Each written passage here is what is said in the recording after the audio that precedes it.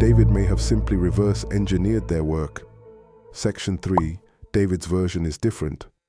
Look carefully at the creature David makes in Covenant. It's called the Neomorph, and it behaves very differently from the classic Xenomorph.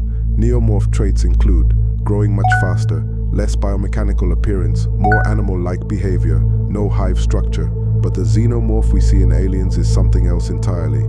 It has a hive hierarchy, a queen advanced survival instincts, a highly specialized life cycle. These are signs of millions of years of evolution or engineering, something far more complex than David's experiments. Section 4. David's obsession with creation. David constantly talks about creating perfection, but there's a problem. David is an artist, not a scientist. His experiments are messy, unstable, and often deadly to everything around him, which suggests his creations aren't the final form of the species. They're prototypes, attempts to replicate something that already existed, something the engineers may have built as the ultimate biological weapon. Section 5. The terrifying theory. So here's the real theory. The original Xenomorph was created by the engineers thousands, maybe millions, of years ago. David discovered traces of their work.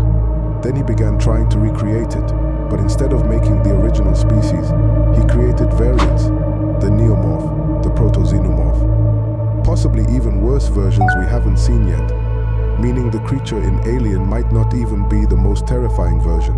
It might be the stable version, ending, which leads to a disturbing possibility. David didn't create the Xenomorph. He created something new, something unstable, something that could evolve into even more dangerous forms.